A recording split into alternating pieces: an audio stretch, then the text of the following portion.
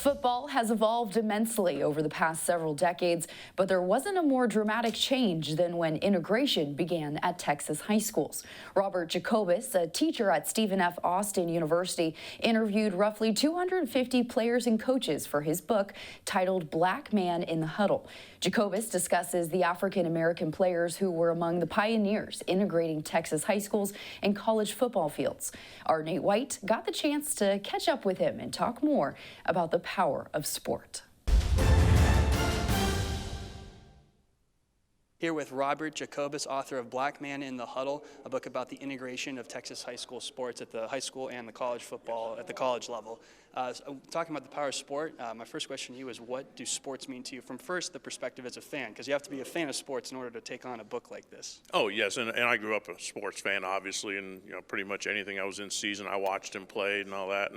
And since I have such a vast knowledge, and since I coached it, I have the background in it, and so it helped me write the book, since I knew like a lot of the people involved and just some of the stories, and then it just gave me a base to, I guess, a jumping off point, I guess is what it gave me. And then as an author, this isn't the only book that you've written about sports. What does the power of sport mean from the perspective of an author and a historian for that matter too? Well, and like I said, the power sports, it gave me a jumping off point.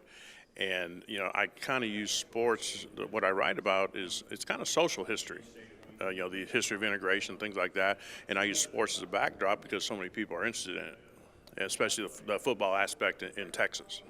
So.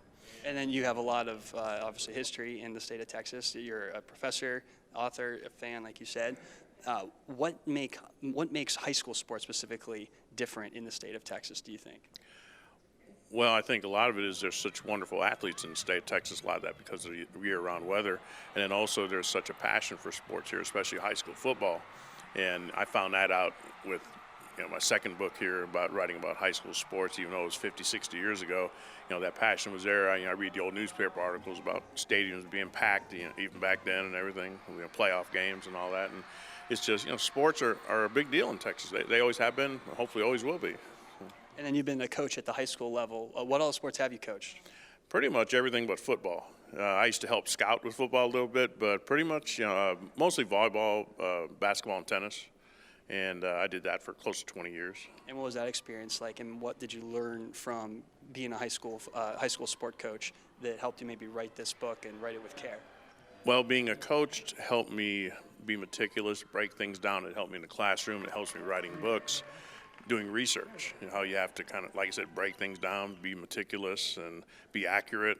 It just all kind of goes together.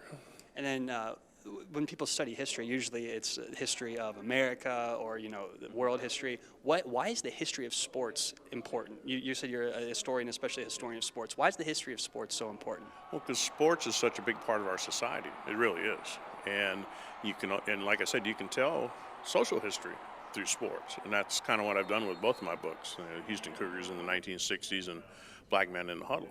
And like I said, it's something that a lot of people can relate to, and so that's kind of why I use it as a backdrop in sports. And then what's the number one thing you've learned from writing the book Black Man in the Huddle? That even though there were a lot of speed bumps along the way for these athletes, that most of them were very open-minded about integration, and really most of the white counterparts were open-minded. Now there were cases here and there, canceled games and things like that, but for the most part it was a somewhat smooth transition. Perfect. Well, Robert, thank you very much for your time, and thank you for writing a special book. For more on the power of sport, visit sanantoniosports.org.